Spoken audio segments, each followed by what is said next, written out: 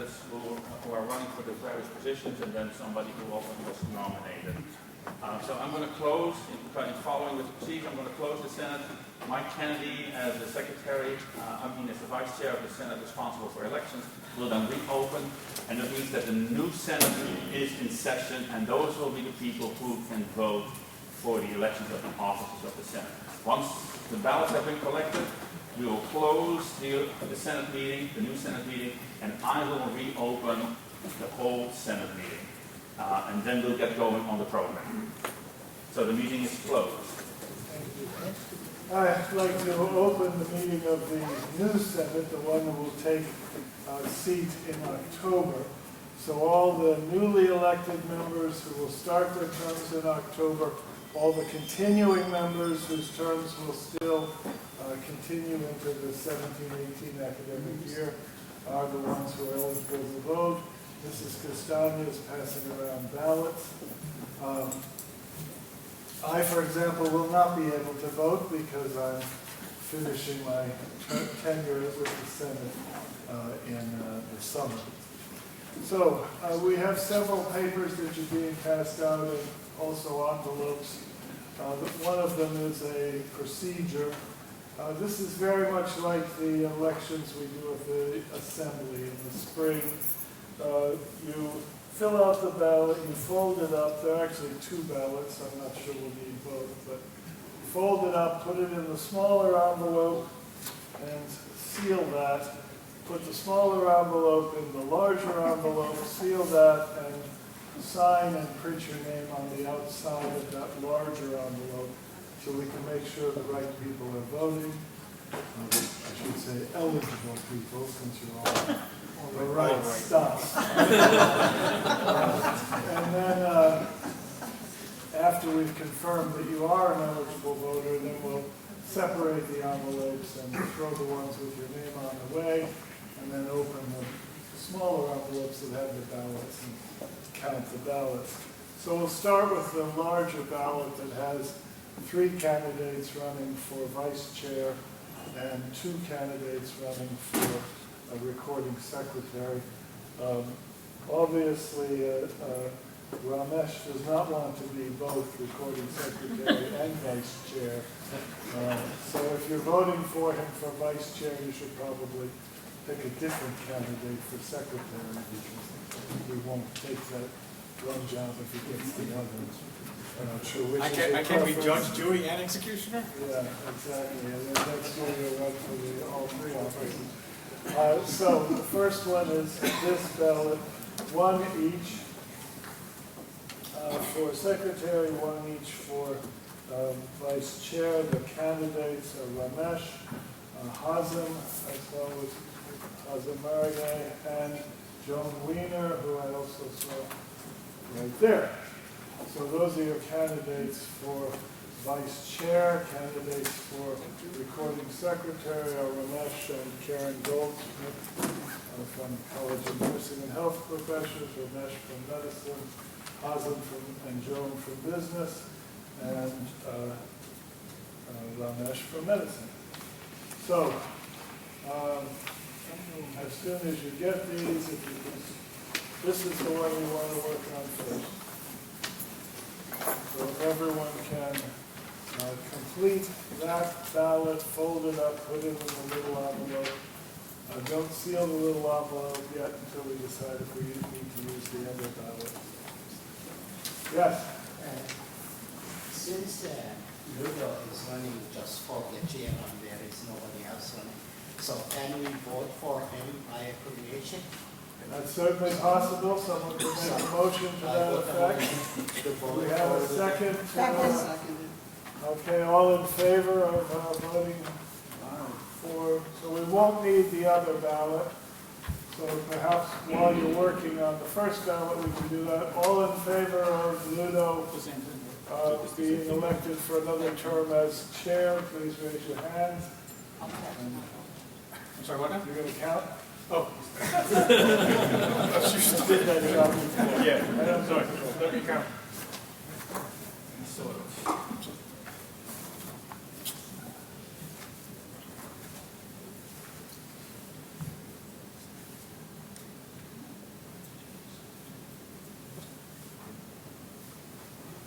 Any opposed? Any abstentions? You can only vote once. Sorry, were you opposed or abstaining? No, you was, You were saying- you just didn't take his hand. Yeah. I just like to thank Mike Kennedy for his service.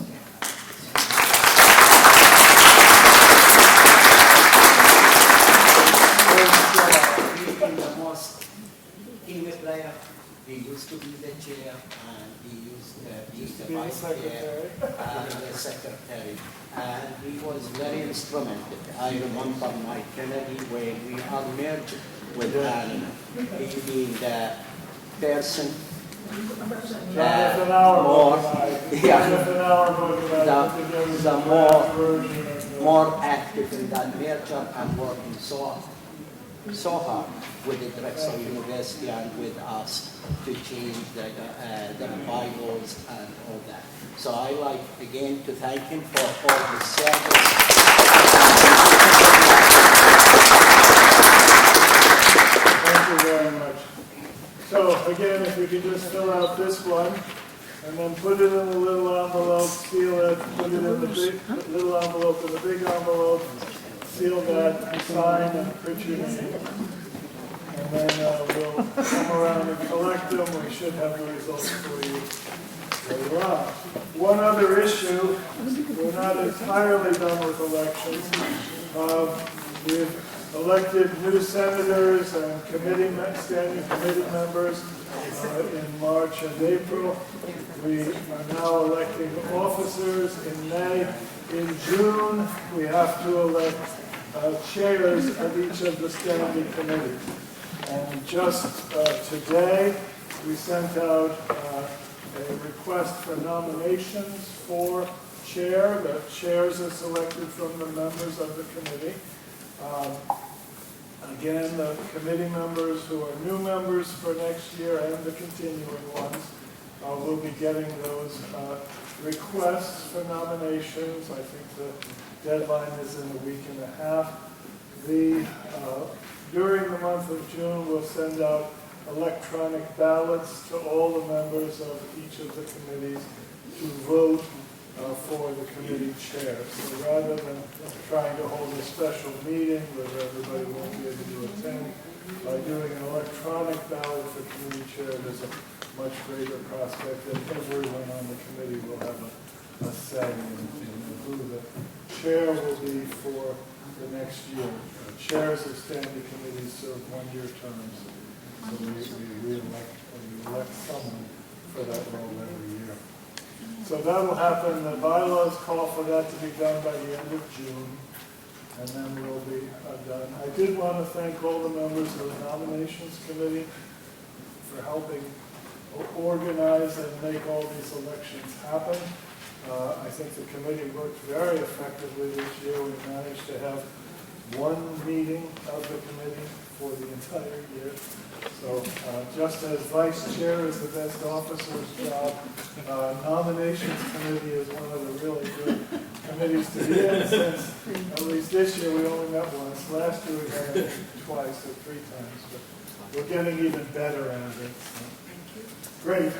So I think Jackie's finishing giving you all your supplies, and we'll be collecting those. Thank you very much. So at this point, I'd like to adjourn the 2017-18 Senate and turn it back to Dr. Shepherd.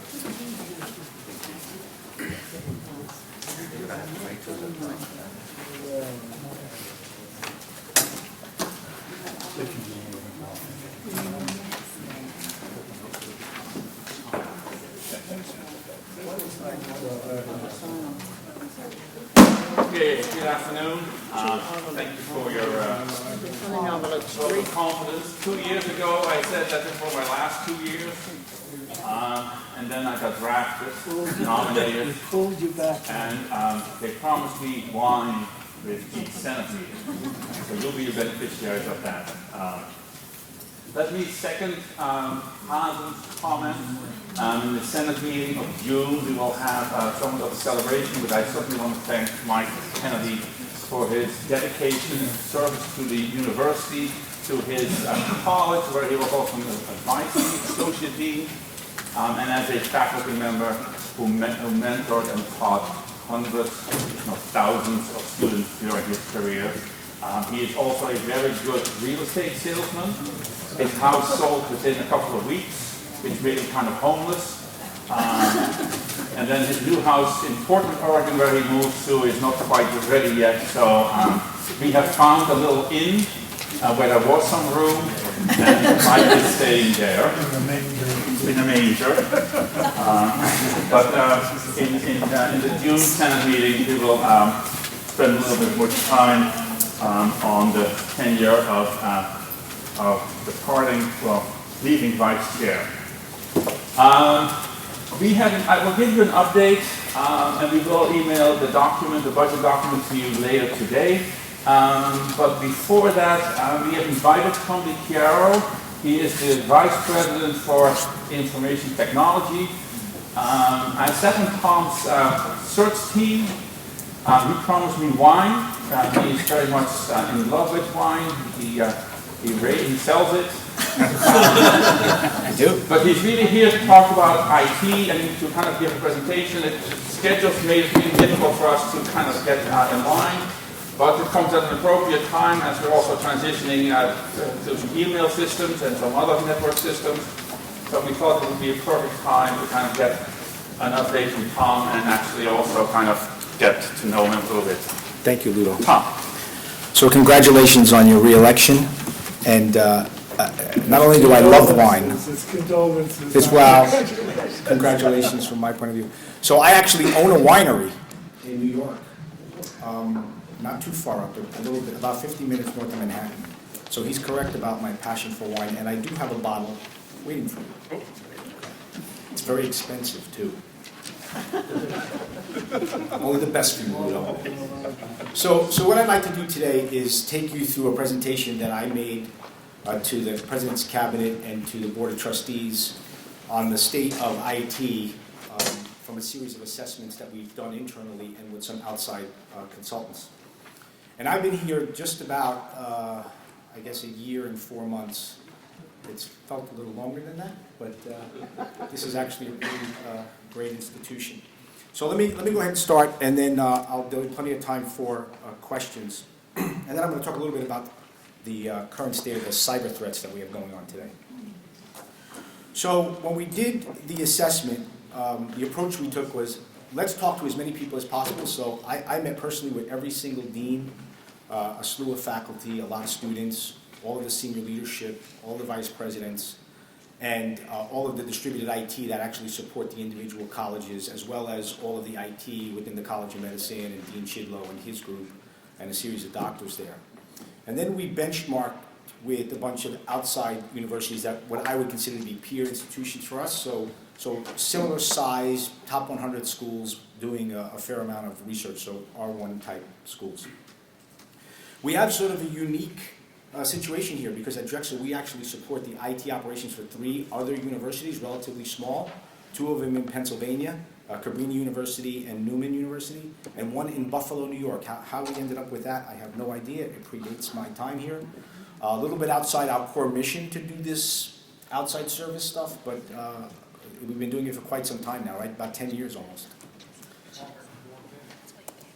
So this picture is really an important one to just take a quick look at. So what I'm trying to demonstrate here is when we do a deep dive into the enterprise systems supporting the university, I took just 2 of them. I took Banner and I took Blackboard, right? So the learning management system and the enterprise ERP. But I want to explain what the enterprise ERP is. It's not just the student information system that we enter grades in and register students for courses. It's the financial aid systems. It's the enrollment management component, registering students. It's the finance piece. It's HR. It's payroll.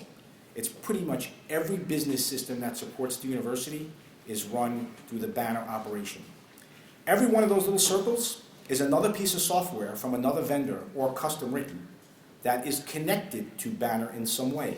It either passes data back and forth or it communicates in real time. For example, Blackboard grades going into Blackboard will automatically sync up with Banner and vice versa. payment processing for students when they pay their tuition bills, separate system connected to bank. So I want you to visualize every time one of these systems gets upgraded for some reason, or there needs to be a change, the amount of work that goes into the testing to make sure that we don't break anything, especially during periods where we have peak enrollment for a new term, or we're registering students and they have to make deposits. Like on May 1st, we had people, well, basically round the clock monitoring the system for performance. And so this illustration gives you a sense on how many things are connected just to that one application, and there's many others that we support. Blackboard has a similar scenario. So when we look at this, we're also looking at it for how robust is it from a security perspective and from a disaster recovery perspective. What happens if you have an outage, a power failure? A data center goes down, we lose a hard drive, we lose a server. And I'll talk a little bit more about that. In addition, we looked at the maturity levels of certain key areas, and we had a really good maturity level in some areas, specifically with the staff. I got a really dedicated IT staff. They are completely understaffed, but they are committed to what they do. They have an incredible amount of institutional knowledge, but we really lack sophisticated documentation on all these systems, which is a bit of a risk. We have a really strong technical design. The Wi-Fi in this university is incredibly robust, given that we're in an urban campus. We actually support over 50,000 simultaneous Wi-Fi connections every day, every minute of every day. And students today are coming into the campus with not one device, but with an average of 5 to 7 devices, right? They have a phone, a laptop, a tablet, a gaming system, an Apple TV, a Chrome stick. I mean, all of these things are connected to the network. The amount of bandwidth that they're absorbing is also incredibly increasing because they're streaming Netflix and a series of other things we won't talk about. We have really good partnerships with a lot of the business functions and the academic functions in the university as well. The areas where we have a low level of maturity, and these things should concern us, we don't do a really good job of lifecycle management, right? All of these access points, this little blinking light thing up here, that's what you connect to as a wireless. Every 5 years, those need to be replaced. They need to be replaced on campus. And what we need to do is plan so that we do 1/5 of the migrations every year, and so we're constantly current. The planning cycle and the budgeting process currently doesn't support that, and we're trying to fix it. We don't have really strong formal project management methodologies or skills, and it's primarily because of the staffing issue. So we're really trying to stand up a project management office. Because as you know, as projects get large, the reasons why times slip is because we don't have a sophisticated project management methodology. We don't have any governance as well. Let's assume I have 6 different projects that are all a top priority for someone, but we only have funding for 3. How do we determine which projects get funded? That governance is not really in place, and we're working on establishing that. We also have a whole slew of legacy systems that are running here that we never sunset. Now, the security program is a big challenge, and the disaster recovery components are a big challenge, and we had an outside assessment, and I'll go into that in a little bit more detail. And the other thing that really you should all appreciate is we have really done a disservice to the IT operation in terms of staff development. We have spent no money on developing professional and technical skills. And you know as well as I do, as technology continues to increase and become more part of our lives, the skills required are incredibly important to keep people current. And so we have to do a better job with that. Now, the last bullet about antiquated workspace is really a pet peeve of mine. We have most of my operation in the dungeon in Corman. I don't know if anybody's ever been down there. It's terrible. It is not conducive to collaborative work environments. If you visit Google's offices or Apple's offices or Microsoft's offices and you see what they look like and see what we have here, we have to try to change that model. So culturally, that's a challenge for me, but I'm going to continue to push. This is another illustration to talk a little bit about IT really touches every single aspect of the university. So every single academic function, every single business function, every single student function, and every single research function. And so the breadth of support across the entire enterprise, we're involved in. And so just to give you a sense, that's what this triangle is about.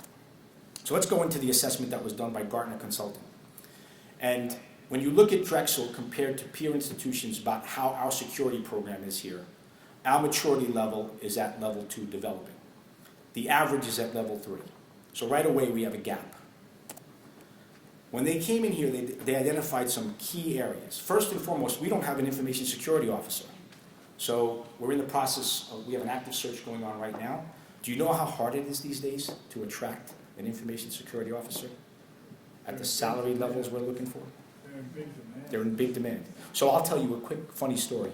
A buddy of mine I used to work with at IBM sat on a panel with a gentleman who was the cyber consultant for the SEC.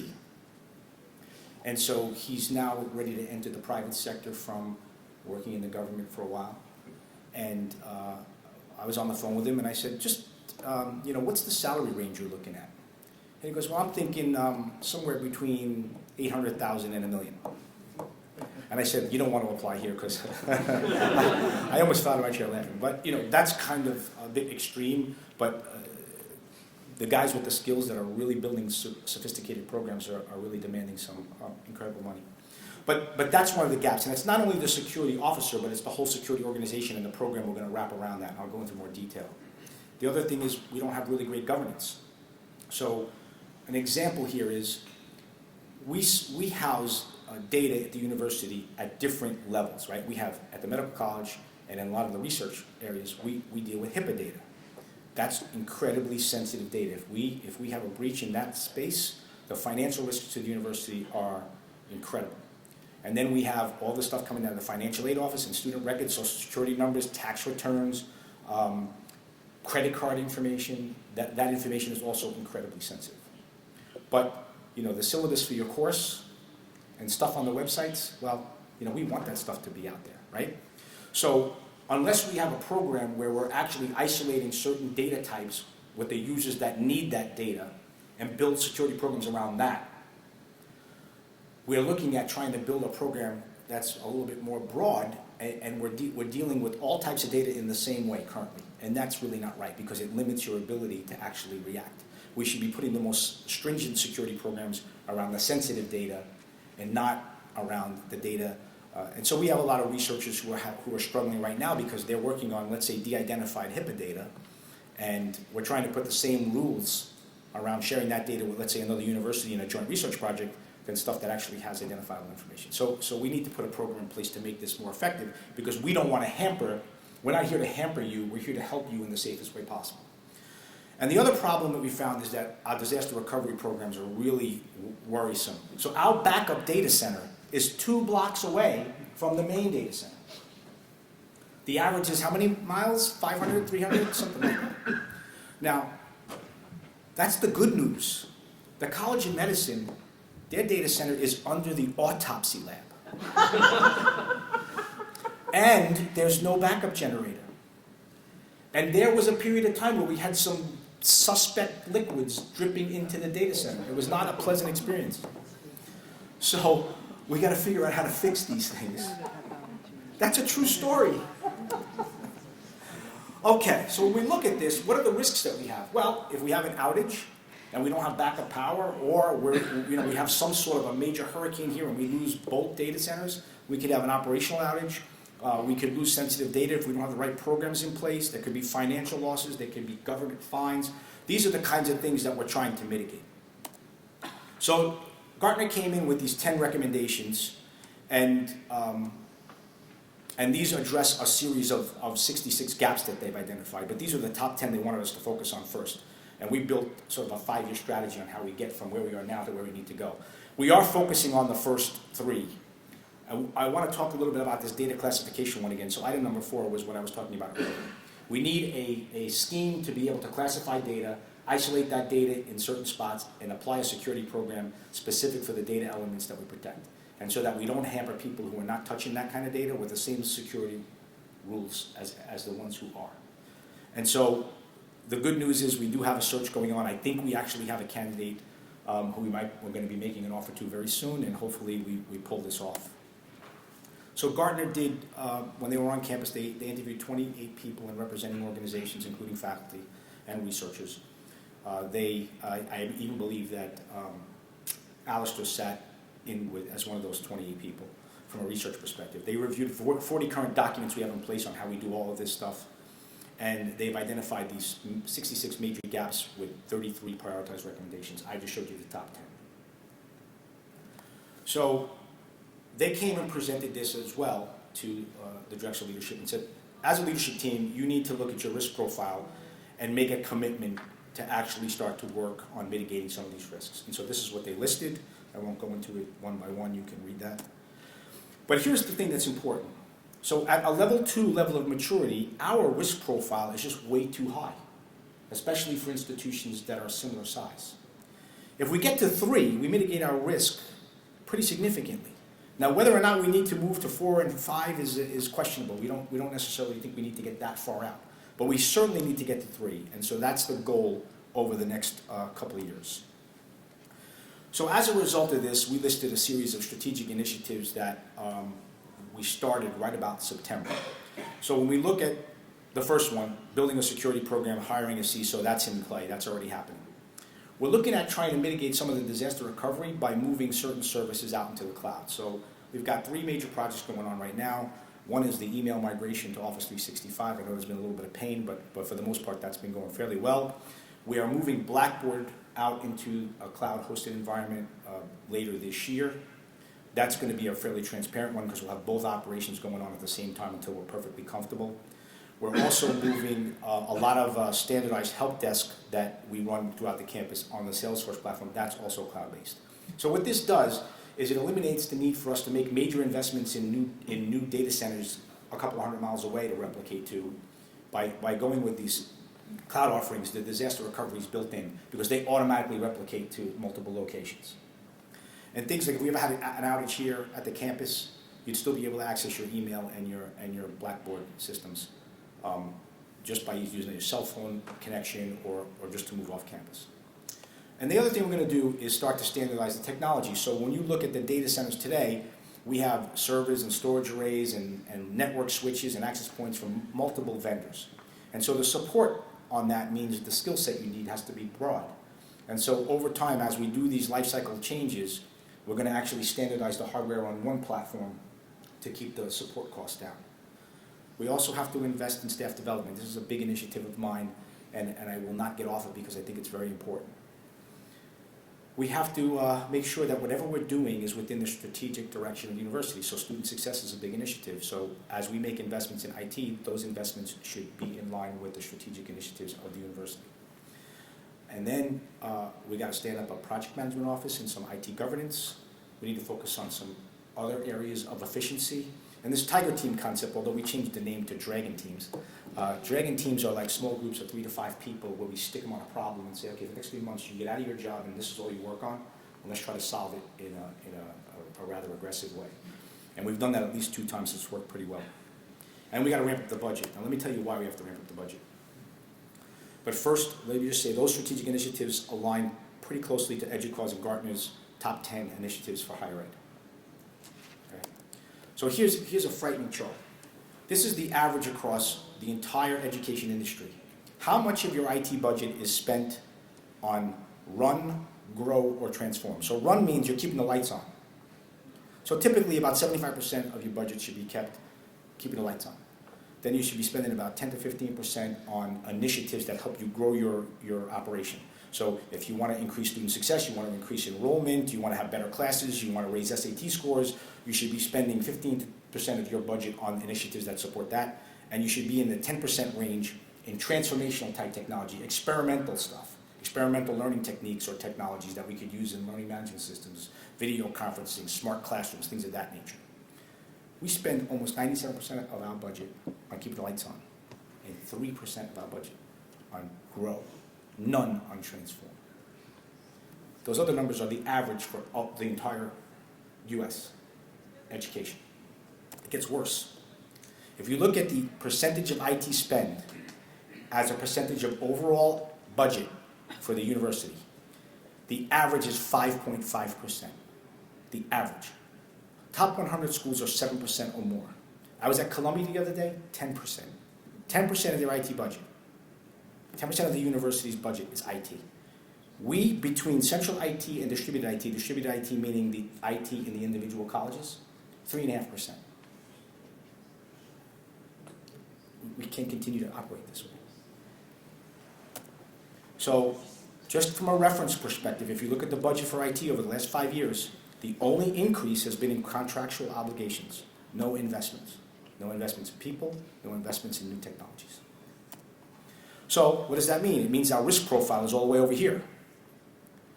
And so the board and the board of trustees and the cabinet understand that we really need to move our risk profile over there. And so those initiatives I laid out are a roadmap over the next 3 to 5 years to bring us from where we are today to where we need to be. Now look, we all know what's happening in the world. I want to talk a little bit about the latest cyber threats, just to give you a sense on how sophisticated these things are getting. So there's several types of attacks. Some of them are all about money, right? You get spam emails about buying drugs, right? You get ransomware, which is looking for you to send them some bitcoins, which is what just happened the other day, right? They want to steal your personal information and sell it. They want to clone credit cards. Those are the money attacks. Then there are attacks that are looking to steal your intellectual property, right? They want to find out what we're doing in research. This is mostly other countries. The amount of network traffic that hits our network from China, Russia, North Korea is alarming, right? So they want to see what we're doing in research and steal it. And the third type of attack is they want to disrupt your operation. They want to bring your operation to a screeching halt. So I'll talk about that one first. So about 6 months ago, there was a DDoS is for distributed denial of service attack. It means that they flood requests to a particular server. The server cannot handle the requests, the service goes down. So what this attack did was it went in and took over people's home routers and devices that they had connected to their networks, DVRs, cameras, thermostats, things of this nature. How many of you have routers at home and you have networks at home? Do you have anything connected to them? Do you have any cameras or thermostats or things connected to them? How many of you changed the default passwords on those when you installed them? How many don't change the default passwords when you... Okay. So these guys came in and took the default passwords and changed the software on those devices, okay? They continued to run and operate. You had no idea. And then when they were given a signal by a command and control server, they started flooding this Dyn server out in the internet, which resolves IP addresses. So when you go to google.com or amazon.com, that gets converted to an IP address and then goes to that server. Those things that resolve that name were being inundated by all these cameras and thermostats and routers and switches and DVRs with so much traffic that nobody can access on the entire East Coast. They could not access Google, Amazon, Microsoft. That took how many days, Ken, to correct? 3? 2.5, 3 days? That's an attack that's looking to completely disrupt your service. If that attack hit a drexel.edu domain, they would bring our entire network down.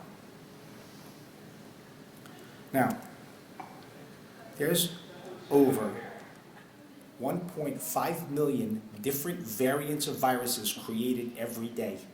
Different variants. Years ago, right, we used to run antivirus on our machine. It would get an update of these virus signatures and then quarantine anything that happened. There's 1.5 million a day. How are you going to keep up with that? You can't. Over 75% of the email that comes today has malicious attachments in it. Now, a lot of people get compromised because they click on something that says, you know, we need you to change your password. You click on it. It comes from your bank. It comes from UPS. Right? It comes from the university sometimes. Helen Bowman got an email from John Fry that said, wire $50,000 to this account.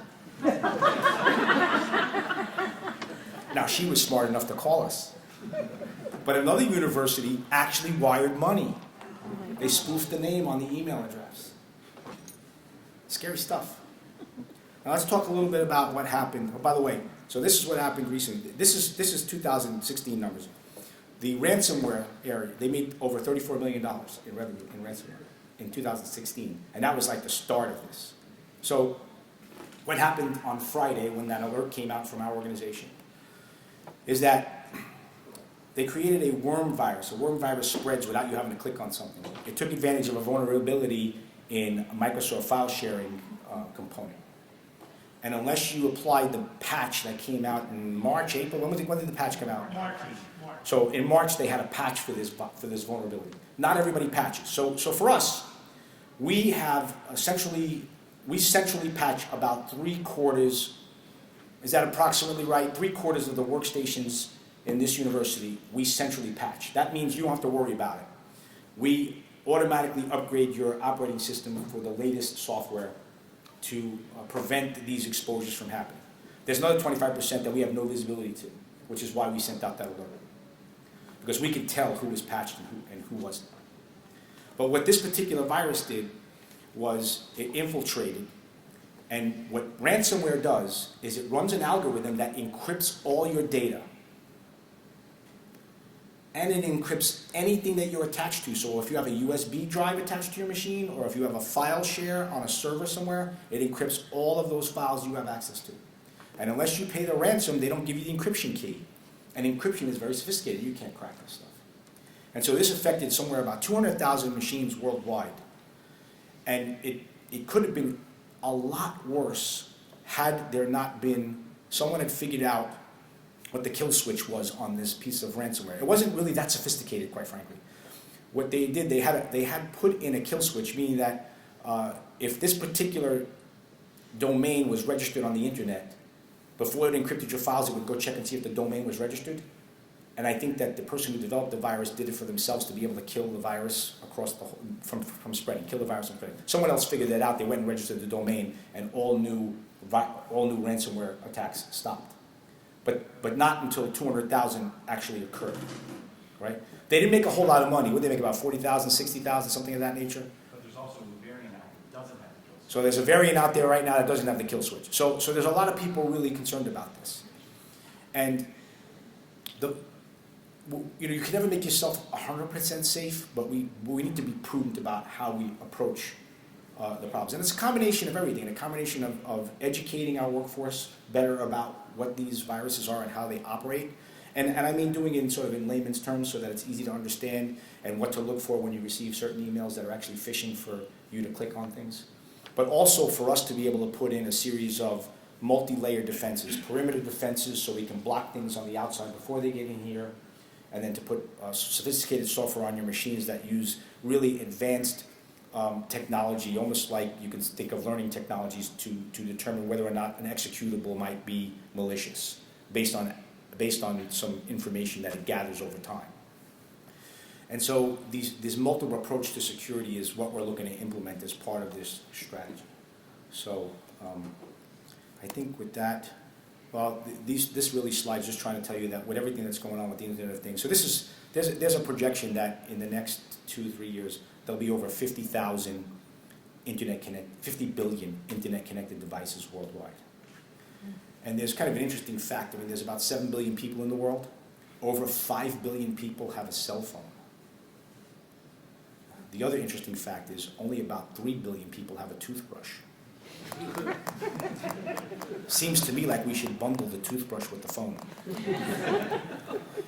The other The College of Medicine having certain HIPAA-protected, data, which I understand, but not everybody in the College of Medicine is a clinician, right? So there are people, myself included, and most of the people here from the College of Medicine, who are not dealing with patient data and are dealing with essentially the same kind of research data or academic coursework. and you have very stringent rules placed on you. Exactly. So we got this email about us moving to the cloud, and then I called our IT guys, and they said that they will still provide the support, because it wasn't clear from that email whether we should stop calling out what the status was. So shed a little bit of light on where you see this going in the next year in terms of how College of Medicine is going to incorporate it. So you touch on the exact point I was trying to make with the data classifications. So if you work at the College of Medicine today, everyone who teaches at the College of Medicine or works at the College of Medicine is under the same strict security program, regardless of what they do or what data they touch. That's inhibiting you from doing what you need to do. Those rules and those security rules should only be in place for people who touch sensitive clinical HIPAA data. So we're trying to fix that, and that's part of the security program we put in place. As it relates to email, you call your standard help desk and your IT support there. That doesn't change. Yes, sir. So one of the things that came out this past weekend with the attack, the ransomware attack, was a lot of legacy systems, right? And the problem we have is that for research especially, we have lots of legacy systems that still work, they still run essential pieces of equipment, but like in some cases they can't be patched. In other cases, Microsoft is charging for patches. What is there at Drexel in terms of protecting those, maybe by having some kind of private network for those systems that is separate from the rest of, and a layer in that way? Or maybe the other thing is, biting the bullet and the institution paying for patching those systems if we're going to be charged for it. So optimally, we want to try to patch everything that's connected to the internet. So there's a bunch of different solutions we can explore. If a research equipment is legacy hardware but doesn't need connectivity to the outside world, we can mitigate that risk by just unplugging the cord from the port of all, as long as it operates and does what you need to do. We can also isolate it on certain VLANs, and so that we can isolate it on a network for a smaller audience of people, or we can actually bite the bullet, like you said, and upgrade the technology, including the technical equipment that's connected to those machines. But that problem is not only in research. That problem is in the SCADA systems that support the cooling and the air conditioning in the buildings and access controls and such. So we have those problems broadly around the campus other than research. Yes. Arlen? The Drexel University Online, how much of their technology is overlapping with our budget and our plans, and how much is separate? So they don't really have a technology budget at Drexel Online. Their entire operation runs on the Blackboard environment, which is managed centrally. They provide a certain amount of instructional design support for course development, but that also does not actually occur in my organization. My organization's support for Blackboard is in the use of the Blackboard tool. How do you use this tool? How do you use this feature? How do you upload this? But the actual course design work is outside the scope of my operation at this point in time. And I think Brian Blake is actually looking at centralizing some level of technical support around instructional design that can be taken advantage of by other faculty members who are teaching online. The other thing that Duo does use is Salesforce. And we're starting to integrate Salesforce as a cloud platform. It's really a CRM platform, so they use it for really their engagement with their students. We're starting to use it for help desk management, which is also an engagement with what I consider to be customers of IT, so you, students, and other members of the administrative staff. And so there's some commonality there. And Susan's been fairly receptive to anything that we do on the IT side from a strategic perspective. But they don't actually run servers and they don't have any infrastructure. Okay. Thank you so much. Thank you for your time.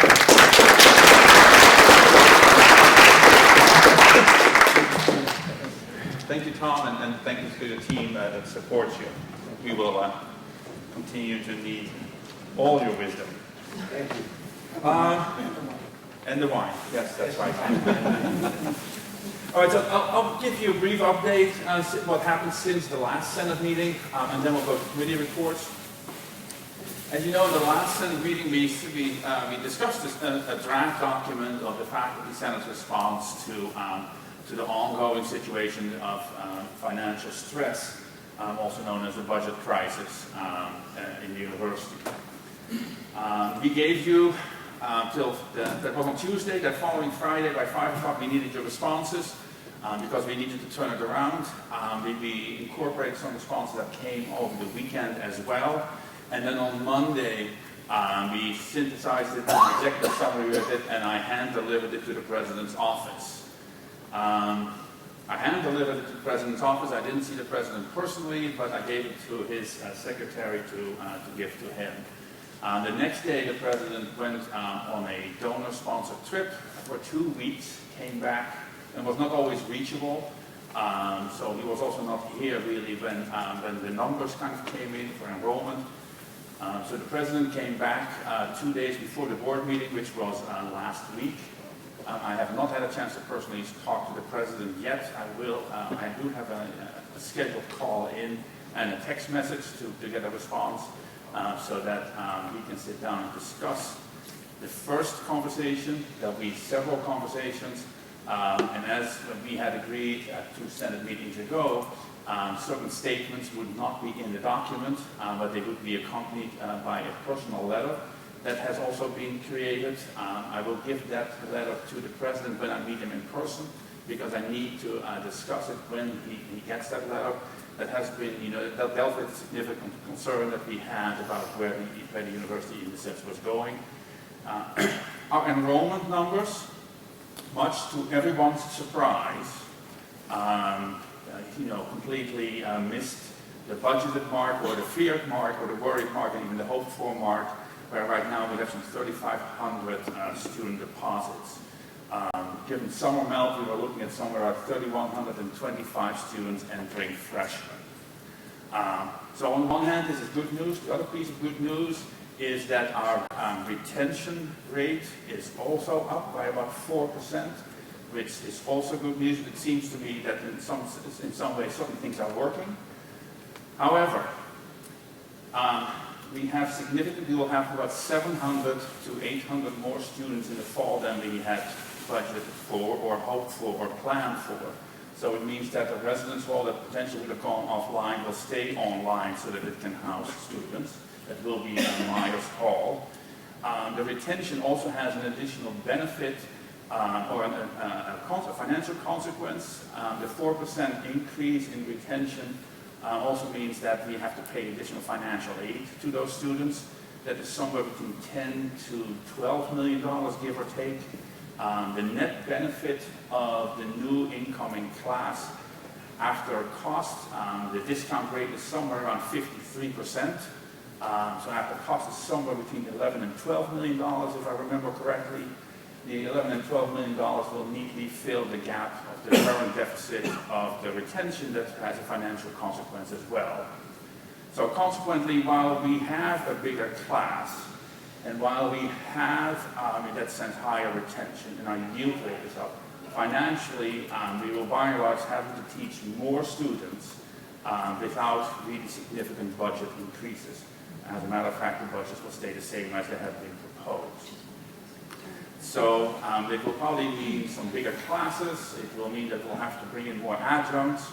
One of the things I also discovered that has to do with the retirement is people who took the retirement and elected to then not get the payout till January 1st, which would mean a tax benefit, cannot, as far as I now know, teach until January 1st. So if you were trying to have plans with your deans about coming back if you're retired under the voluntary early retirement plan, to teach in the fall, you will not be able to do so if you elected to get the retirement payout come effective January 1st. Which means to some extent that if people made arrangements, they have to be undone. I have a meeting tomorrow with Helen Bowman to talk about this because that was not really known, and the consequences of that were not really known, which means that some deans and faculty are starting to make arrangements, and now they may have to be undone unless we can change something, but it looks like we cannot change It's some that. sort of a tax requirement. It's from the federal government. Yes, and that's my understanding, but I only heard it from a colleague, and so far I've got it confirmed, but I don't have all the details. So, It's I not mean, a university. it's a federal tax sale thing. So I'm trying to get the details on that, because I only heard it yesterday when I was walking across campus when somebody stopped me, and I'm meeting with Helen tomorrow, so that I can get the details, and I will also email that to you so that you don't have to wait for that. Awesome? Questions for the people who decided to pay the money on January 1st. I Yeah. know that's for tax Yeah. because we pay for the 12 months. Yes. And it is working the pay until December 31st. With Drexel pay for the 12 months. Yeah. You are 9-month appointment, but you're paying for the 12 months. So for the people decided to take it in January 1st for tax purposes, why these people to say, yes, you are affected, your retirement in January 1st. Why we say it affected on June 30th? And that's what is it, so they can get paid in the fall, they teach in the fall, and the retirement is started from that window. So that's another question that I'll be asking Helen to find out if that is possible, but I don't know that. So, I mean, it's something that's on my mind, and so when I meet with her tomorrow, that will be a question that I'll also get addressed. So that when I send an email out, all the issues related to tax, delay of taking retirement will all be answered in that, as far as I can get the information from Helen. Yeah, my understanding about that question was that they wanted to get the salaries of those people retiring off the books by June 30th. Because the money they pay out for the 9-month people in July and August, they actually put it in the bank before the end of June. Because they take a little bit out each month to have the summer months pay. So the point of this was to get people off the books by the end of the fiscal year and not carry them over into next fiscal year. Right, but I'll make sure that I'll get that also from Helen so that I can share. So that is kind of where we are. And as you know, based on your feedback, the report swelled from 24 pages to about 35 pages, just to kind of incorporate people's suggestions. Once I met with the president to kind of discuss the timeline to start talking about and engaging the Senate for the discussion of the various components of that, then we will also have these additional conversations with the Senate. Yes. So I was wondering, one of the things that was very contentious here at the prior meetings was the removal of the health benefit for retirees, and that affected people across the board, staff as well, right? I mean, like janitorial staff and so on, who could ill afford it. Is there any chance that will be restored now? I mean, we're talking about a financial situation which is significantly better than it was, although not as much as we like.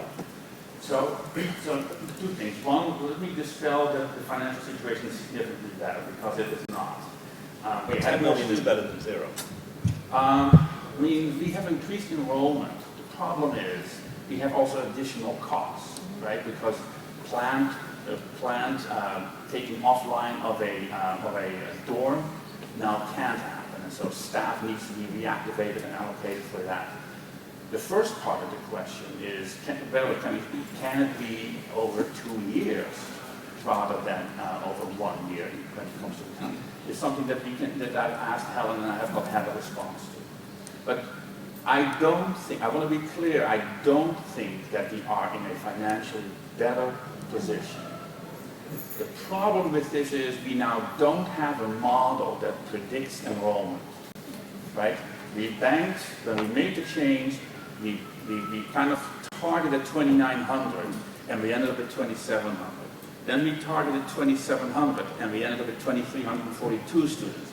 Then we budgeted and targeted 24, hoping for 25, and now we're at 3,500.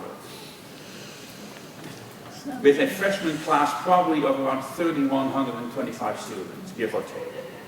That by and large means we have no idea where this is going. Right? It is like a zigzag.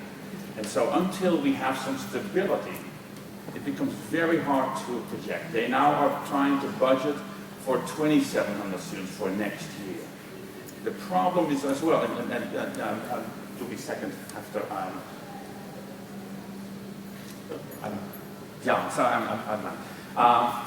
the problem that we have is when you can't budget, and that's what Helen said, when you can't budget, it becomes very hard to predict what actually is real money and what is reserved. So to some extent right now, we really theoretically have a larger class with no additional revenue, right? Because with a discount rate of 53% and having to keep a dorm open, the cost by and large, and then the increased yield, that offsets each other. So the numbers, now if next year we get again 3,100 in the fall, then we may say maybe now we have a stable model. But if we get less next year, we are like again in the boat that we were in when we made this turn, right? Where we have more students graduating down the road than that are coming in. So while I was happy for about 3 minutes, and then I started thinking things through, then I talked to Helen, then I was not happy at all anymore. These numbers are in that sense, the numbers in the sense, paint a picture that can't be sustained when you look at the finances. But we have more students, and we have a higher yield, we have a higher attention, and even our yield rate is somewhat better. But to some extent, we have no additional financial resources to do anything. And by and large, even the talking points that have been coming out from Randy's office to the executive council highlights all the positives, but at the same time says that the discount rate and all the other expenses, it kind of is relatively necessary to make the same level of decisions, same cuts as were proposed beforehand. So that's, so in a sense, it's a much more complex picture than that we initially thought once you started looking at them. Which also means to some extent that while we can try and push for it, it's very unlikely that they'll change their mind on that as well. John, and then Rose. I think a couple of faculty meetings ago, this body wondered if there could be some scenario planning done by the university. So if we got this many students, that would be the budgetary implication. If we got that many students, there'd be these other budgetary considerations. And so we as a body, and particularly the committees that serve and advise this body in the administration, would be able to better do their jobs as a result of that. But it doesn't seem as though any kind of scenario planning is at work here. No, and there is another concern I have with that it doesn't seem that basically the COO and the SVP for EMSS are actually working on the same page to try to advance the planning for the organization as it comes to enrollment. And to some extent, and this is speculation, so let me make sure that I preface with that. My feeling is that because when we went to early action and early decision, particularly early action sometime early this year, we let basically everybody in who was early action. Where last year we did only the top group of it and put the rest on the wait list and then tried to kind of bring some more in. So here we went on the same. We basically enrolled most of the early action and all the as many of the early decision as committed. And then the trajectory of the two lines in terms of enrollment over time seemed to be relatively the same. That is, they were running parallel. So we were slightly ahead compared to last year, but it seemed to display the same arc. And I think at some point that may have gotten them worried that the numbers dropped significantly last year in the last 2 weeks. Like all of a sudden the bottom fell out, and that's why we ended up with so few students. And so I think they may have become worried that this was happening again, and therefore, by and large, took more students. And then they got surprised with a significant number of students who ultimately put a deposit down. If you remember too, Randy Dykey last year, throughout this year, by and large kept saying, we have about 380 students that would have come here if Temple and Penn State wouldn't have significantly over-enrolled. If just those 380 would have come, we would have been fine. But they got 380 plus. And so the question of, was that really such an influential factor? It's also something that we need to kind of look at. But so indeed, we have no, at least not to our, they do modeling, right? They do all kinds of modeling, but we have no coherent understanding how that relates to what they do in EMSS and how the COO is connected to them. And that's one of the questions I'm going to ask John Frye, is it seems to me that his senior leadership team is not very much on the same page. And I'll leave it at that. And then I'll say some other things offline to him where I have my personal observations on how that interacts. So, Rose, what is it? So last year, Randy told us that we lost a lot of students to Temple and Penn State. So do we have a story of this freshman class that's coming in, what their GPAs are? Oh. Where, I forgot to are say. they this group is the students that didn't wind up going to Temple and Penn State? So the last part I can't answer. The average SAT score dropped by about 9 points. Now that is not significant, but it is worrisome that it perhaps is a trend. And there are wildly varying results. I know of some colleges or departments where the SAT score dropped about 20 points, but I also know about some colleges, departments where they went up 20 points. So, I mean, there is a lot to be reanalyzed and looked at to see how we make decisions here, how we develop a cohesive plan. GPA is roughly the same. So, yes, there's a lot of stuff that we don't know, and there's a lot of questions that have to be answered. Absolutely. So this, and then Ramesh, and then Bill. So this is my first faculty senate meeting, so forgive me if this has already been hashed out, but part of the reason why I wanted to be on the faculty senate is because of this enormous concern that there is nothing about teaching and what our programs actually are in this right fit student and the retention picture. And when you say we admitted a whole bunch more students, but we had no more money, that means, in my department, there are 60 more freshmen coming in than last year. Our required courses, junior, senior level courses in our major are over 100 students, and we're teaching them 2 or 3 times a year.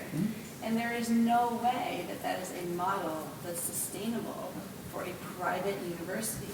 And I do not understand how there is, to my view, no faculty input in either which students are the right fit. It seems like whoever decided they wanted to be early decision was a right fit student, or our role in retention, because some piece of retention comes in the classroom, not just in financial aid.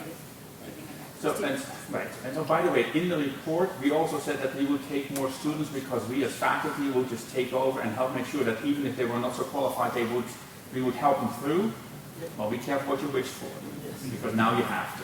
But we can't do that and do research and do service. There's no way, and not get a raise, right? So I just feel like there's this simmering rage, and it's with more students, it's just getting worse. Yes. So indeed in the past, that Senate meeting, we talked about some of this, but one of the things is too that every dean has expressed concern during the executive budget committee meetings in their relationship with EMSS and how that was focused on bringing the students in that fit for that particular college.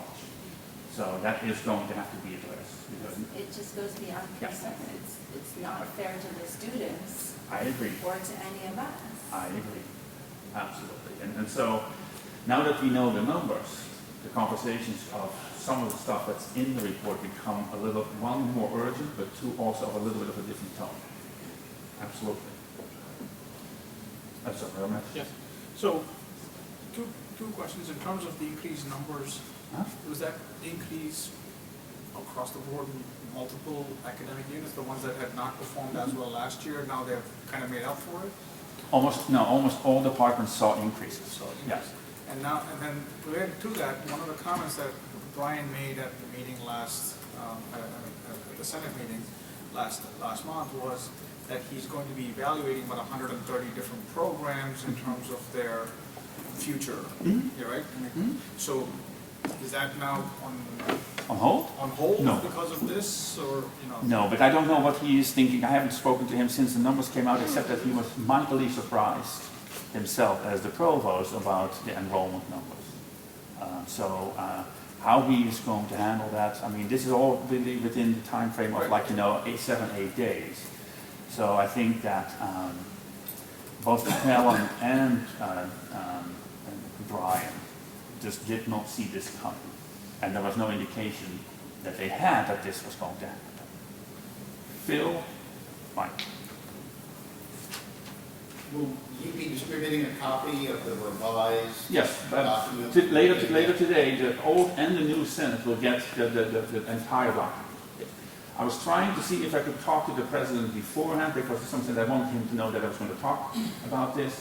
But since I haven't had a chance, because the schedules don't work out, today it will be distributed through email. You'll get an electronic version, PDF file, that goes to all Senate members and all old and all incoming Senate members, so that everybody can be on the same page. Yes. Yeah, I just wanted to comment that The extra 700 students means another $10 or $15 million in tuition, but the budget deficit projected for next year was 70 to 75 million. So this is really, the extra revenue is nice, but it's a drop in the bucket compared to the projected deficit. So it's not going to fix the financial problems any more than about 20%. Well, and part of the money is actually used now to pay for the additional. That too. So that's part of the additional financial aid. Yes. Hazen? Questions In number of- related actually to the budget and also to the communication and how we do a better job. We depend on tuition, the majority of budget on tuition. We don't know the final number of the student who came to Drexel, will come to Drexel is by October or November. And here you have June 30th is your deadline for the budget, for any budget. Why the budget also to make it easier for them to move their cycle instead of June 30th to be December 31st. In December 31st, you have a clear picture how many students you have been admitted. You have a clear picture how many are going to take retirement in January instead of June 30th. You know what I mean? All these pictures will help. But if you have, one cycle doing this, other cycle. I remember when we have a problem in enrollment and the first time they changing our raises, the cycle of the raise, they said, well, since we don't know how many students we have, we know it by November, so your raises will be debated on the number of students, so your raises will start in January 1st, no longer in September 1st. So if you depend on that, why you don't change your budget cycle, and that will give big picture for all the colleges. Now, if you ask the colleges, we close to June 30th, do they know their budgets for next year? No. Nobody has picture what they should have for the budget. If they know they're supposed to do the cut, but they don't know what is the budget could look like. So that's We can my ask questions. Hal. We can ask Hal, Yeah, but they please. used to have it that way, and then they changed it, and then they changed when your merit pay was going to be in effect, and that changed the schedule. Yeah, So I can ask her again why Ask her it's like for- this and why not till September it's 1st. easier. December, Yeah. January 1st. Yeah, absolutely. Rose? So, I apologize if this sounds ignorant, but if we lost 345 students this year, right? That's what we were down, was whatever the number was, right? So we ended up, the budget for 2,700 and we ended up at 2,342. Okay, so now, and we apparently are in these dire straits, $70 million in loss. But now, next year, it looks like we're going to make up that number? How many more students are we enrolling over the loss? So we are slated to enroll 3,125 freshmen in the fall. That is, based on the number of deposit down minus a 10% melt over the summer. And so that gets you 3,125. And that is still smaller, by the way, than the next graduating class, right, which will be somewhere around 4,000. So we will still have that, but now the gap is smaller. So I would imagine that the projected deficit for the year after that will be somewhere around 30 million, 35 million. So it will be smaller because we have a larger class coming in. And also people are retiring. And people will retire. So the deficit will be smaller the following year. The third year, so this coming year is going to be difficult. The next year will be difficult. The third year is when we have completed the 5-year process.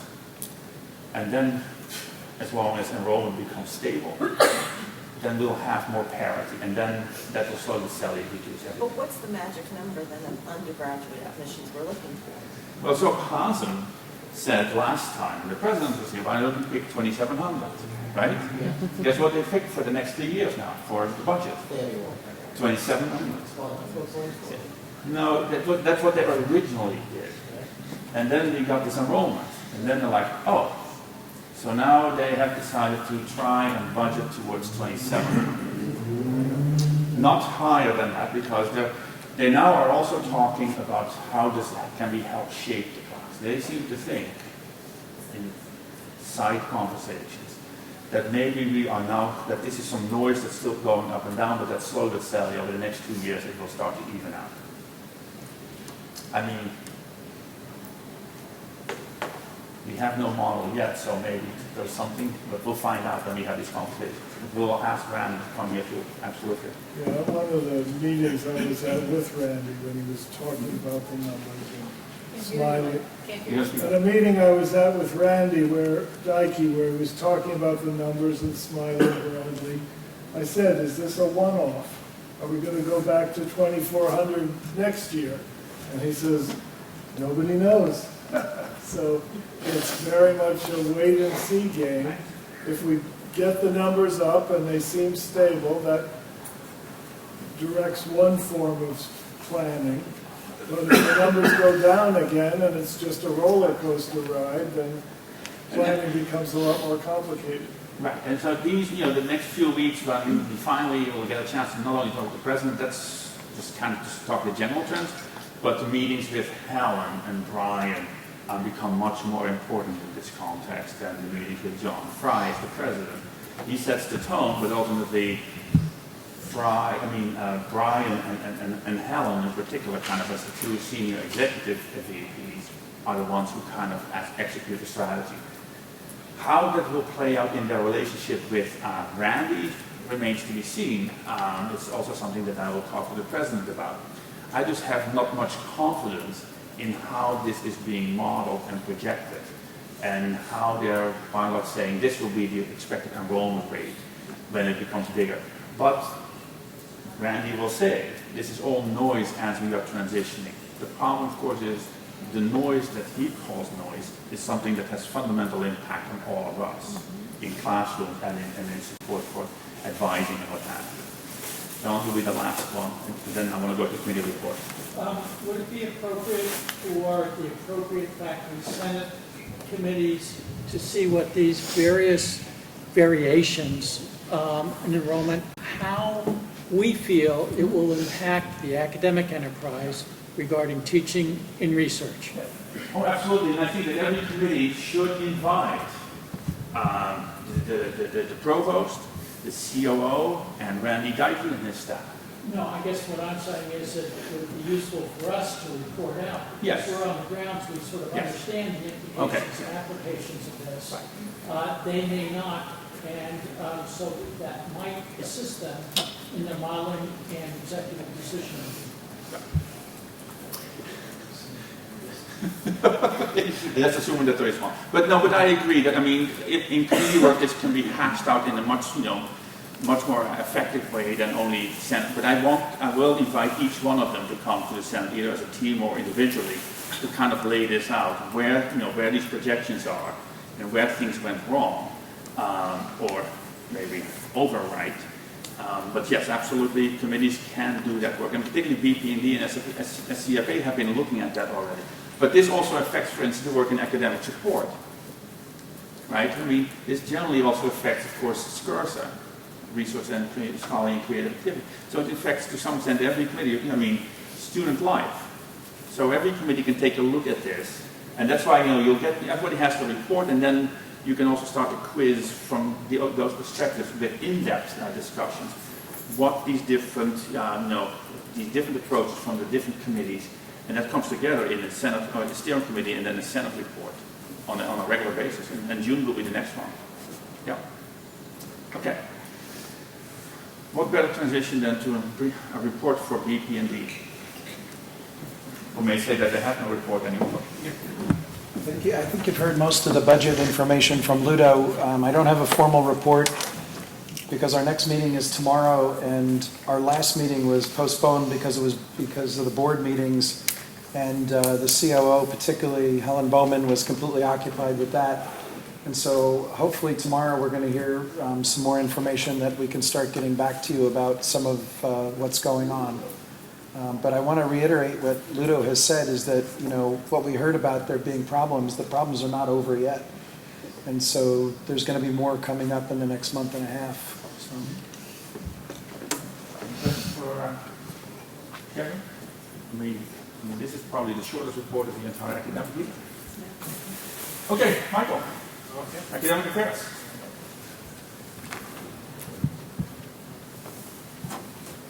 Okay. So, let's go back to some mundane kind of business. So we essentially kind of are looking at the last set of approvals for the year. So essentially anything that goes into the catalog for next year needs to be approved today. I supplied the report of the Senate Committee on Academic Affairs, and essentially kind of you've seen there's a lot of programs and courses on the consent agenda, and there are 39 new programs that we need to vote on. And essentially the way I'm going to do it again is that I'm going to cluster them in so that we don't have to do 39 votes. There will be 12 votes in total.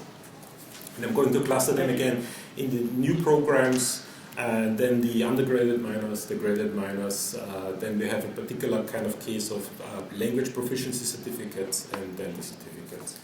But I essentially would like to start with the consent agenda. On the consent agenda, I put 58 course inactivations, 63 course revisions, 75 new courses, 11 program inactivations, and 70 program revisions. So the motion is essentially to approve the consent agenda As it is. as is. There's a motion, of course, to approve the consent agenda. All in favor?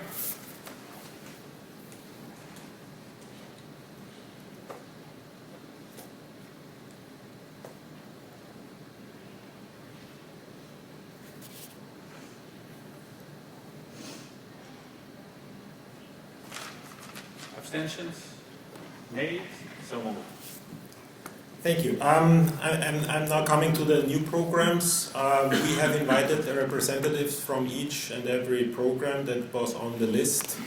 I don't know everybody personally, so in case there are any questions, I would ask the person that is essentially representing that program to come up. The way I'm going to cluster it is not the way it is essentially listed in my report. On my report, I had it alphabetically, and I kind of clustered them. So in case I'm kind of jumping around a bit, don't be too worried. Your program is going to come up. So the first program that we're going to look at is the Bachelor of Science and Design of Learning Technologies.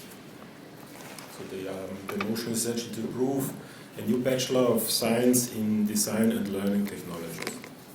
Any questions for a representative? Okay. All in favor?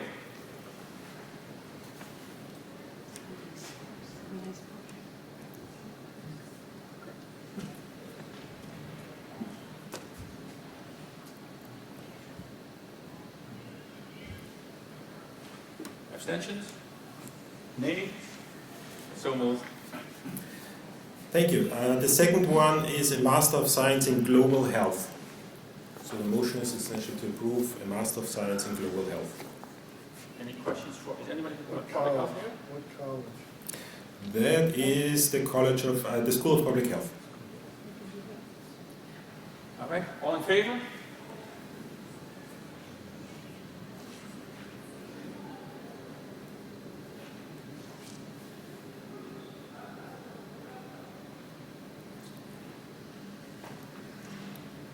Abstentions? Ramesh, we have an online senator who's voting affirmative too. Okay. Okay.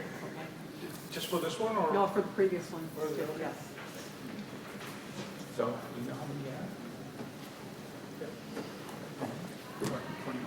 Okay. So, as long as nobody leaves, I will just, to make it easier for Ramesh, I will just ask for the nays or abstentions in the following motions.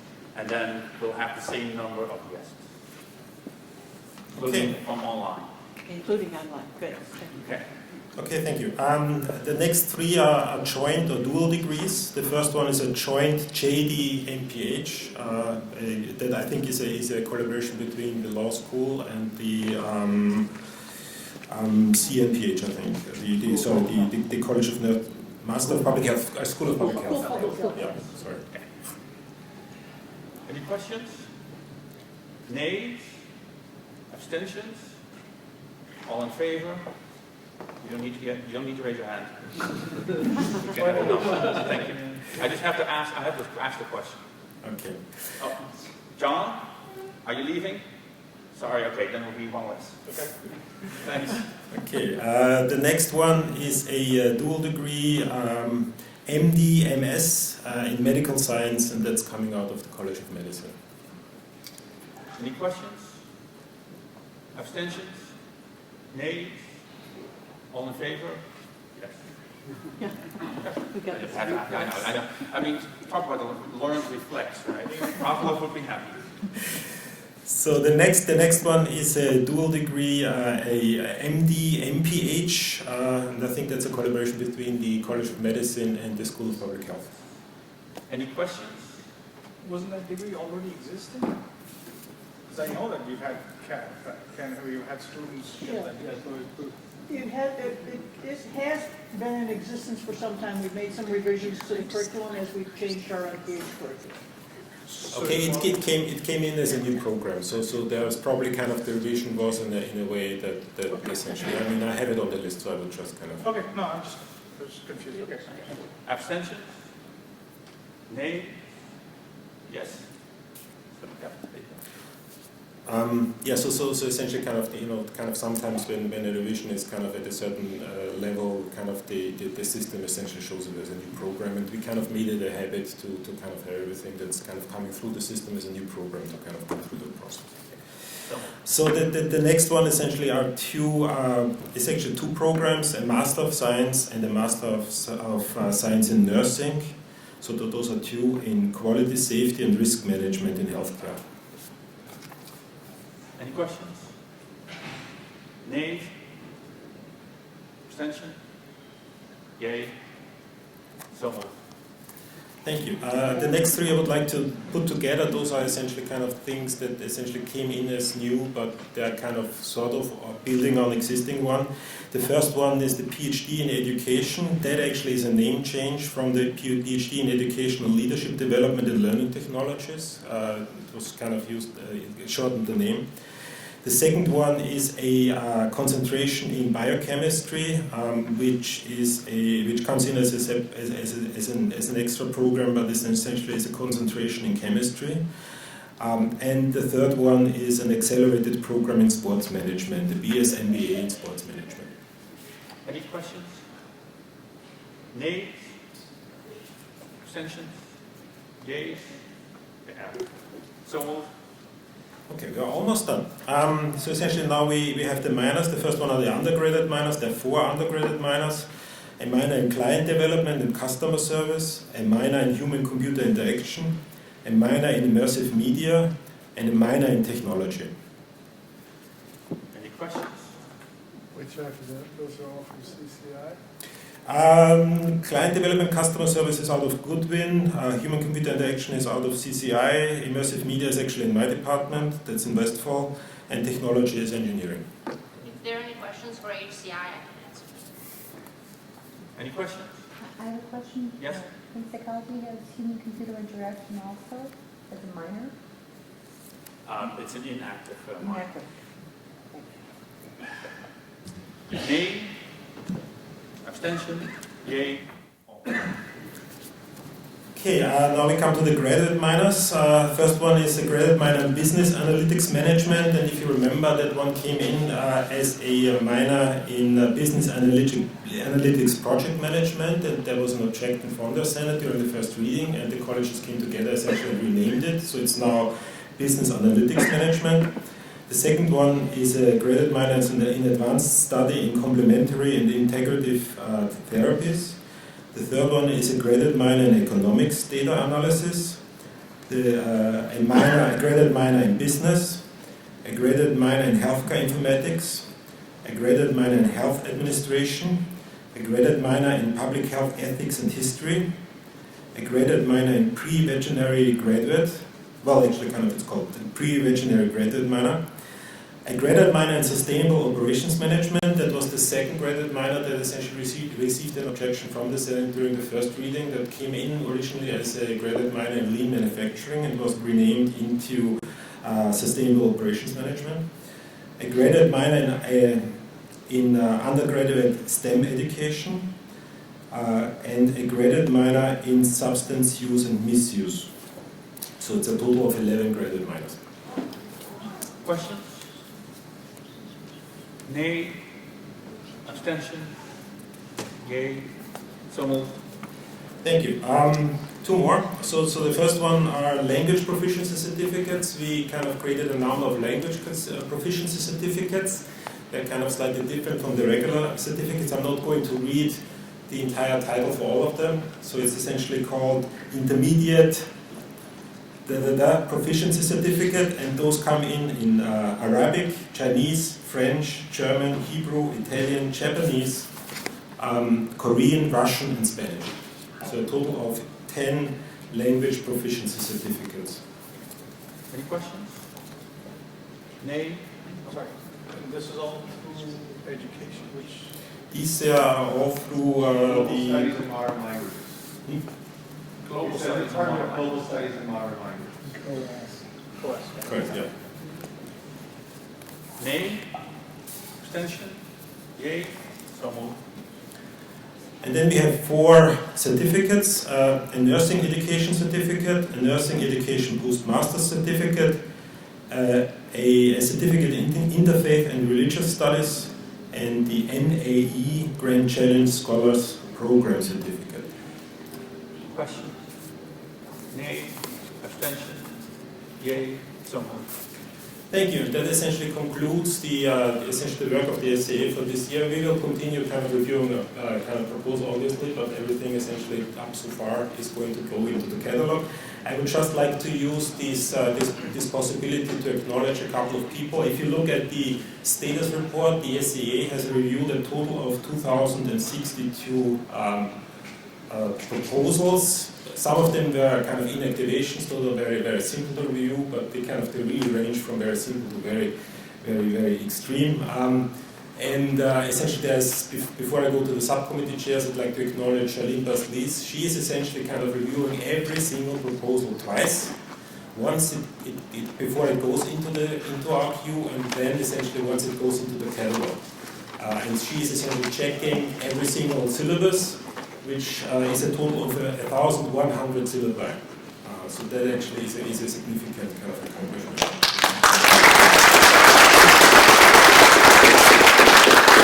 And then I would like the opportunity, I mean, it's very easy for me to kind of stand here and kind of read those numbers. I'm actually not really doing the work. There are actually other people who do that. I'm just sitting in meetings and listening to people. That's essentially what I do. And I'd like to kind of, I'm really happy this year that we had 2 very excellent subcommittee chairs, and I'd like to acknowledge Joe Sava from Biomedical Engineering, who chaired the undergraduate subcommittee, and Alan Chiarelli, who essentially chaired the from quite honestly, without their kind of way of managing these subcommittees where actually all the work happens, we would not be able to kind of process that number of proposals. And with that, essentially, I'm almost concluding the season, right? The season. Right. The season to remember. Yes, I mean, having been on SCA, I know how much work it is, so thank you very much on behalf of the Senate. There are 2 other SCA kind of related issues, although it's really an announcement for the faculty Senate. As you know, about a year and a half ago, we were going to have a school for food or something that would have renovated or completely changed the idea of a Center for Hospitality and Sports Management. That process ultimately kind of fell apart. And so programs have found alliances. There will be some kind of center that deals with food, but sports management has agreed, and the faculty of the LeBeau College of Business has agreed that it will merge into LeBeau, which is, of course, sports management will be a natural fit, and sports coaching and leadership that will move into the School of Education. Faculties of those units have voted for it and have approved it. So this is a notification that those programs now have merged into new homes where the faculty voted to approve those mergers. There will be some kind of a center that deals with food and hospitality probably, but that has not been completely worked out yet. We will be updated on that. That also will require faculty votes on that as well, and making sure that people have academic homes. So this is just for informational purposes, so that you know where things are. So that means that original center that is... The original center is not happening, yes. Faculty affairs. Joe. Okay, I can probably do it from here. For the new senators, some of what I'm going to be saying is indeed new. And for the continuing senators, it's just updates about what has been going on. But within the SCFA, some updates. A subcommittee is working on looking at the issues of the non-tenure track faculty. And with Erin Horvath, who is the SVP for Faculty Affairs, will join in with it. We're trying to look at the overarching principles that should guide the development of the policy, the type of issues that affect faculty colleagues who are in the non-tenure track role. And that is continuing, and hopefully over the summer will come to a place where things can be moved on and truly developed. Another thing that's currently going on is a new draft charge for formation of the UAC on access. A subcommittee of the SCFA, chaired by Marlene Killen, has been looking at the issues of online, and it morphed into some other things that truly deal with the needs of access that meet the requirements of the law, but perhaps also, more importantly, meet the needs of people for whom there is need. And that should be come out of committee hopefully tomorrow when we meet, but it won't be able to come to the Senate until June, but it can indeed be talked about.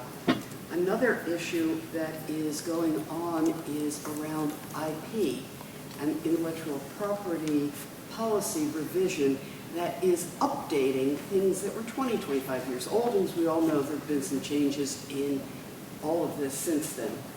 The SCFA worked particularly hard, and again, in an online committee, Marlene Killen and others on the online committee, not only from the subcommittee, not only from the SCFA, but drawn from colleagues in other colleges, have been working to develop a new statement about curriculum and intellectual property as it impacts the faculty in the development and the ownership of works. And it has been a while to do this, and what's on the books is very old, but it has been incorporated into a general statement that will cover all aspects of intellectual property.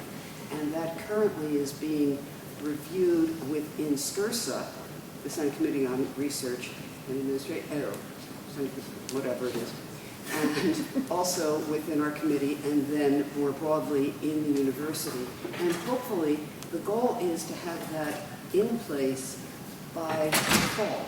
And I hope that it is, because one of the things that's really critical with that is indeed to acknowledge the changing environment in which we're working and how faculty are impacted by these changing technologies and things. And then for the people who are engaged in research, the copyright and invention issues are critically important as well.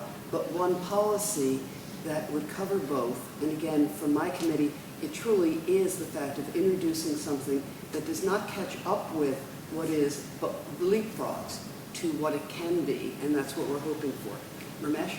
So, with respect to that policy, we got an email from the College of Medicine Office of Research. So it's basically following on from what Joan just said. Basically, it's the SCRSA report, the same thing. Basically, the policy is now available. It's distributed, SCRSA is distributing it to all the faculty in all the colleges for review. Okay. And then SCRSA is basically accumulating that information. So you should basically, by this Friday, send to your college representative on the Senate Committee on Scholarly and Research Activity any comments on the policy. And I think the main thing that SCRSA is looking at is whether it's actually an improvement on the old policy in terms of royalties to inventors. Whether it actually, nominally it's supposed to be better, it's maybe worth reading the fine print, and the more people read the fine print, the better. I'm sure it's... So just so that all talking about the same committee, it is the Senate Committee for Research, Scholarly, and Creative Activity. First. I was thinking creativity. Well, but it's very important because it was put in there for people. So has this email gone out? So it came to the College of Medicine faculty from our research office. I don't know if that... Yeah, it may be that it's not been sent out by the other college representatives, but it was supposed to be. Masood Sarouche asked that it be. Yeah. So if you contact your representative and get the links, or else I can try and... But it's the same document, correct? Yeah, it's the same document, but and also the links to the old documents. Yeah, but what I would recommend is that, because I know engineering got it, and I understand that some department in another college got it, but perhaps this is something that the Senate can just send out to everyone, because this was unexpected, actually. And so just to understand that, and if there are questions or comments. So do me a favor, whoever has the policy or the request that was going to the faculty, just send it to the Senate office and do mass email it to the faculty. Yeah. Kevin? Yes, just please get sent out to everybody, because when the original draft came through, it was significantly changed, and it was from the old policy, and particularly a lot of rights that faculty had were taken out of that.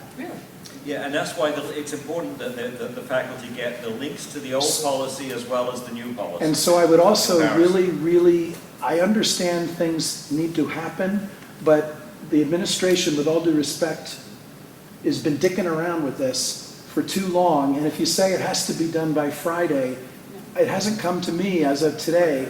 And when I read it, when it was brought to, remember it was brought to the steering committee saying, steering committee approve it because next week we're going to go to the full Senate for approval, and it was absolutely abhorrent in its state. Everybody needs to read it and check it. No, absolutely, I agree. And please don't rush it if everybody Because doesn't get it. If that's true, why did it pass SCFA? It's the part within SCF, we very narrowly, and notice John Taylor is sitting here, and I want to acknowledge his hard work on this along with Tim Rayner from the Office of General Counsel.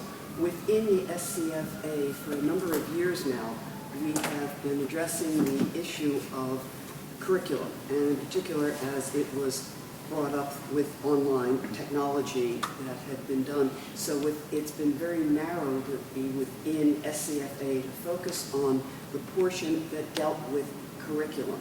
So it's not, and then it was working with the Provost's office and John DiNardo and Tim Rayner recommending that it would be more effective to have one policy that would incorporate both aspects of research, innovation, copyrights, as well as the curriculum. So it's not that one thing was approved and another not, but it's the incorporation of it, of the work that we have been doing.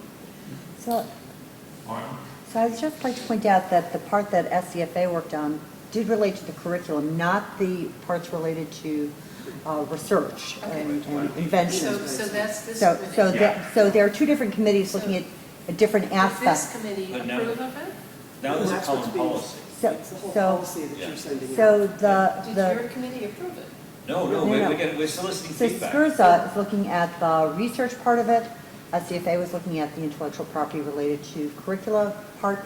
And I'd just like to point out that this part related to curriculum is far and away absolutely ahead of all universities in the country. We really took a forward-thinking approach that benefits faculty in ways that have never been done before in any of our policies, and really broadens the range of ownership for faculty in ways that are unprecedented anywhere. So the gains that we made in this policy that were really exceptional. So when you're sending comments, remember that there are two different committees dealing with two different parts. The curriculum was SCFA, the research is SCRSA. Now, we'll make sure that people know that it's I posted. just would, the research component is, SCRSA's reviewing it, it wasn't created by SCRSA. Right, no, it's not a policy that's being under review. May I recommend that when the Senate sends this out, not only the current policy, but the previous policies, Yes. so that it can be compared, contrasted, so the concerns that may be there about things being taken out, and you're not even aware that they're gone, can be looked at. Chris? Yeah, if the faculty has comments, should the comments send it back to the representative who provided comments, or send individually or collectively? Well, for SCRSA, how would you want it to? I think to Masood Sarouche probably would be best. So a cover note would probably. So somebody needs to send me a cover note with the links in it, and I'll get it to Jackie, and then we'll get it for her. So there's an email address that we should send it to? Yes. Should the whole faculty in one college send one collective comment? You should send it to the SCRSA representative of your college. Of the college? Yes. Okay. Or school. That is the way to do it, because then, otherwise Masood's going to get 50,000 emails and somebody is saying, then it can be collated for the committee. That's an easier way of doing it. Okay. With respect, I don't think that's the right way to do this. I think the committees should digest the differences. If they're better, say they're better. If they're worse, say they're worse, and let the faculty view that. Asking them to de novo read through this stuff and then compare it to the old versions in two different, very different realms, I think is a mistake. I think that both the committees should say, here's what's different. You won't get any credit for developing the course, or you won't, whatever. You need to submit policies. You may point out what is different, but you need to show all of that. Okay, no, I don't Yes. mean not show it. I mean, Right. have the committees point out. I mean, Kevin looks like he's read some of this. What's different, and what do you say is a problem that we might miss on a cursory reading, especially if we're unfamiliar with the material? Oh, I don't know what was sent out to you, I mean, from SCRSA, because that's where it comes from. It's the full policy. Right. Yeah, the full policy and links to both of the policies. But that's not good. It's not digested at this point. It's not even pointed out what the four major differences are. I mean, that's why we have committees, right? Exactly. Oh, so then the committee needs to send that out.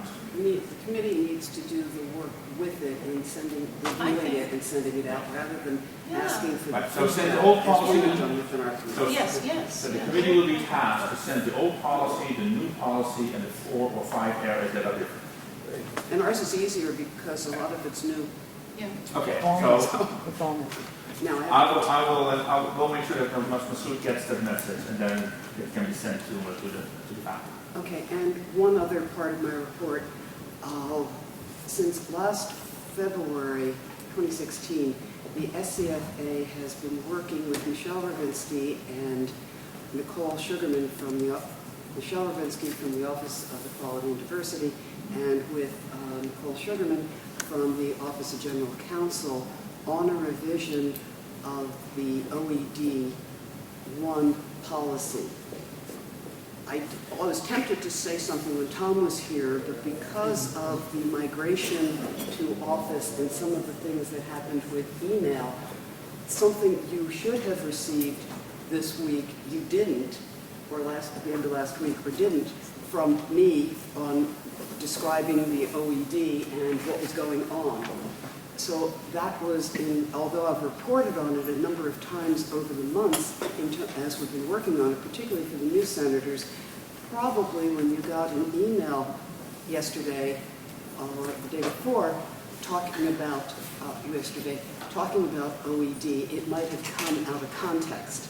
And what I wanted to do very briefly is to describe the process, and it is a work in progress that has taken many months working with OED and OGC and the SCFA and the subcommittee of the SCFA and the whole committee in trying to look at this very complicated document The background is that it was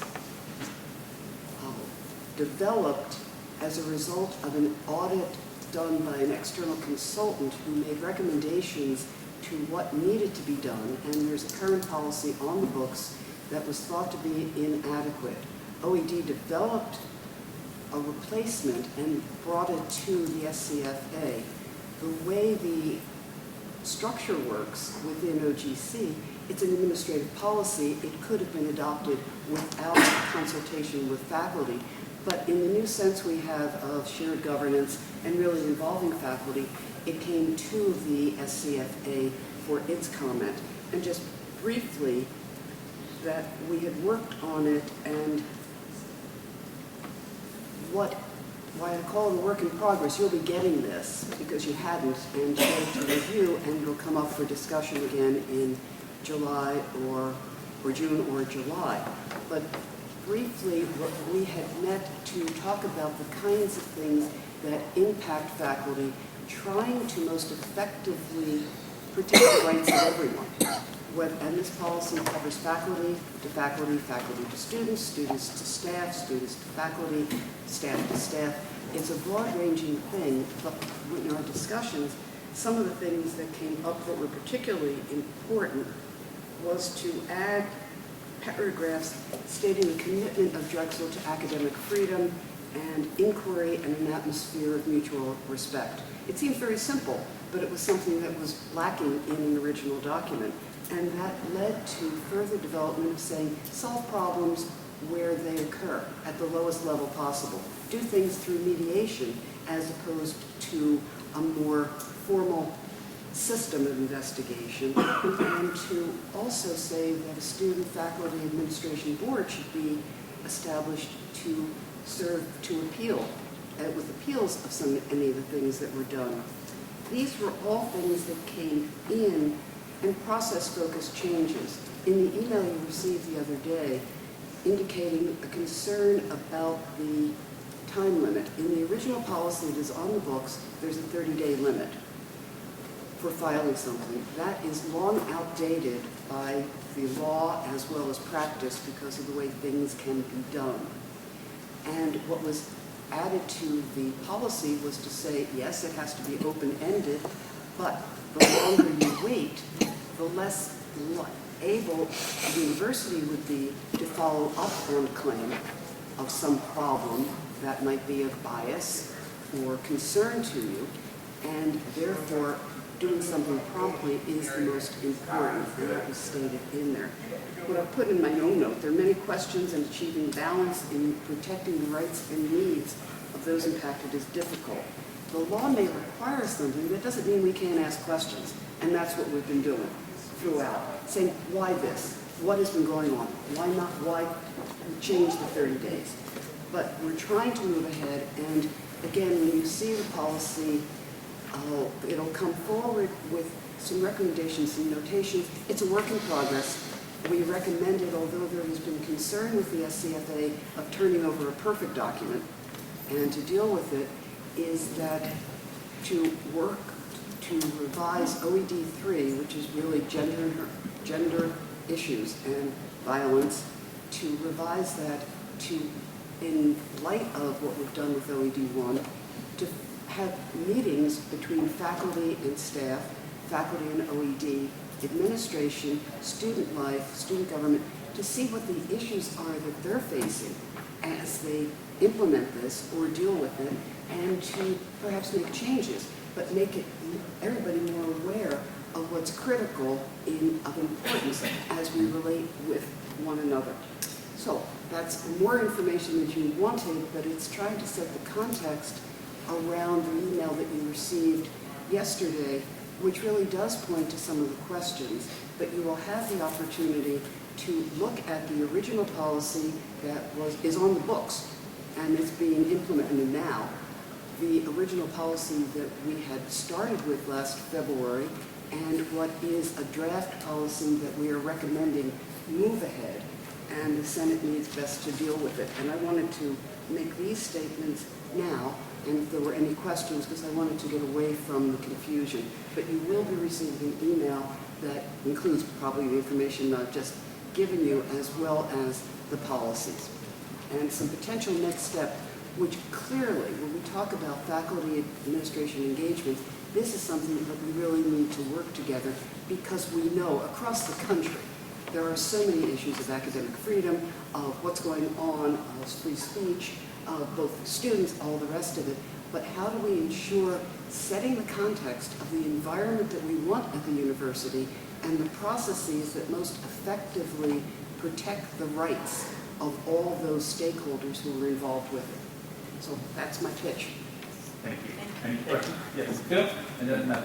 I'm sorry, I know we all want to get out of here, but one more question. And Joan, I think this is an SCFA issue. Something that has kind of just gotten onto our radar, and I don't know if it's on yours.